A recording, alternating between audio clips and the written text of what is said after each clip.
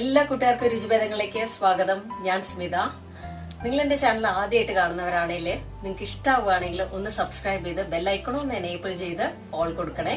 എങ്കിൽ മാത്രമേ ഞാൻ ഇടുന്ന എല്ലാ വീഡിയോസും നിങ്ങൾക്ക് നോട്ടിഫിക്കേഷൻസ് ആയിട്ട് കിട്ടുള്ളൂ. അപ്പോ ഇന്നത്തെ റെസിപ്പി എന്താ നോക്കാം.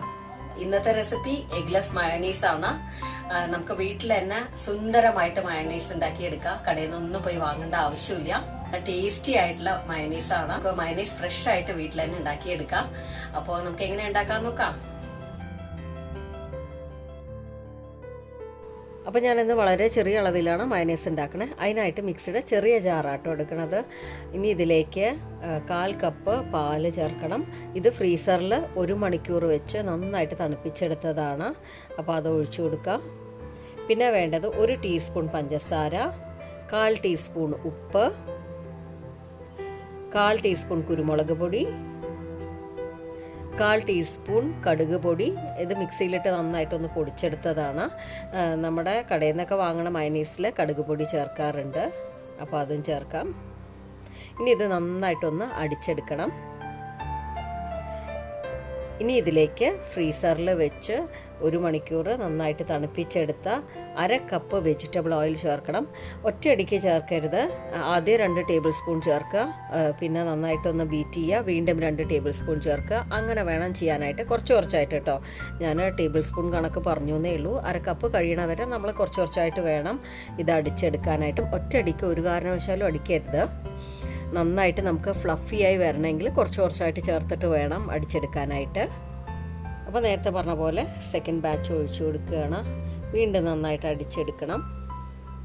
അങ്ങനെ ഓരോ പ്രാവശ്യം ആയിട്ട് നമ്മൾ ചെയ്തെടുക്കണം. അപ്പോൾ മിക്സിയുടെ അടപ്പിലുള്ളതൊക്കെ തിരിച്ച് മിക്സി ജാറിനകത്തേക്ക് തന്നെ ഇടണം. അപ്പോൾ അതിങ്ങനെ ഇടയ്ക്ക് മേലെ കയറുമല്ലോ.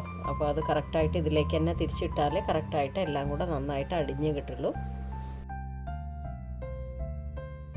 അപ്പോൾ ഇത് നല്ല തിക്കായിട്ട് വന്നിട്ടുണ്ട്. ഇനി ഞാൻ ഇതിലേക്ക് 1 ടേബിൾ സ്പൂൺ നാരങ്ങാ നീര് ചേർത്ത് കൊടുക്കുകയാണ്. അപ്പോൾ ഇത് നേരത്തെ വേണമെങ്കിൽ ചേർക്കാം കേട്ടോ. ഞാൻ അവസാനമായിട്ട് ചേർക്കണമെന്നേ ഉള്ളൂ. എല്ലാം കൂടെ ഒന്നും കൂടെ അവസാനമായിട്ട് അടിച്ചെടുത്ത് കഴിഞ്ഞാൽ നമ്മുടെ എഗ്ലെസ് മയോണൈസ് റെഡിയായി. ഇതിൽ വേണമെങ്കിൽ നിങ്ങൾക്ക് വെളുത്തുള്ളി ചേർക്കണമെങ്കിൽ ചേർക്കാം. എനിക്കിഷ്ടമില്ലാത്തത് കൊണ്ടാണ് ഞാൻ ചേർക്കാതിരുന്നത്. അപ്പോൾ കണ്ടില്ലേ, നമ്മുടെ മയോണൈസ് നല്ല പെർഫെക്റ്റായി കിട്ടിയിട്ടുണ്ട്. അപ്പോൾ നിങ്ങൾക്കിത് ഒരുപാട് തിക്കാണ് തോന്നുന്നുണ്ടെങ്കിൽ 1 ടേബിൾ സ്പൂൺ പാൽ ഒഴിച്ചു കൊടുത്താൽ മതി. ഒന്നും കൂടെ കറക്റ്റായിക്കോളും. അപ്പോൾ കണ്ടില്ലേ, നല്ല സോഫ്റ്റായിട്ടുള്ള ഒരു ടെക്സ്ചറായി കിട്ടിയിട്ടുണ്ട്.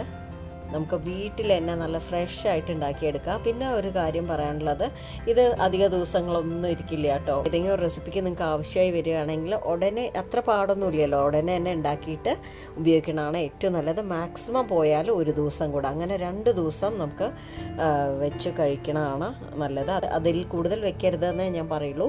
അതുമാത്രമല്ല, നല്ല എയർടൈറ്റ് ആയിട്ടുള്ള ഒരു ബോക്സിൽ വെച്ച് ഫ്രീസറിൽ വേണം സ്റ്റോർ ചെയ്യാനായിട്ട്. അപ്പോൾ നമ്മുടെ ഈ മയോണൈസ് ബണ്ണിൽ സ്പ്രെഡ് ചെയ്ത് കാണിച്ചു തരാം. കണ്ടില്ലേ എത്ര സ്മൂത്ത് ആൻഡ് സോഫ്റ്റ് ആയിട്ടുണ്ടെന്ന്. അപ്പോൾ നമ്മുടെ ഷോപ്പിൽ നിന്ന് വാങ്ങുന്ന മയോണൈസും ഇതും തമ്മിൽ യാതൊരു വ്യത്യാസവും ഇല്ല. ഒരു കാര്യത്തിലേ വ്യത്യാസമുള്ളൂ, അതിൽ അവർ പ്രിസർവേറ്റീവ്സ് ചേർക്കും, നമ്മൾ അതും ചേർക്കണില്ല. അപ്പോൾ നല്ല ഫ്രഷായിട്ട് വീട്ടിൽ തന്നെ എല്ലാവരും ഇത് ഉണ്ടാക്കി കഴിക്കുക. അപ്പോൾ നിങ്ങളുടെ അഭിപ്രായങ്ങൾ കമൻറ്റിലൂടെ അറിയിക്കുക. വീഡിയോ ഇഷ്ടമായിട്ടുണ്ടെങ്കിൽ ഒന്ന് ലൈക്ക് ചെയ്യുക, ഫ്രണ്ട്സ് ഫാമിലിക്ക് ഷെയർ ചെയ്ത് കൊടുക്കുക. ആദ്യമായിട്ട് കാണുന്ന കൂട്ടുകാരുണ്ടെങ്കിൽ ഒന്ന് സബ്സ്ക്രൈബ് ചെയ്ത് സപ്പോർട്ട് ചെയ്യണേ. അപ്പോൾ താങ്ക്സ് ഫോർ വാച്ചിങ്.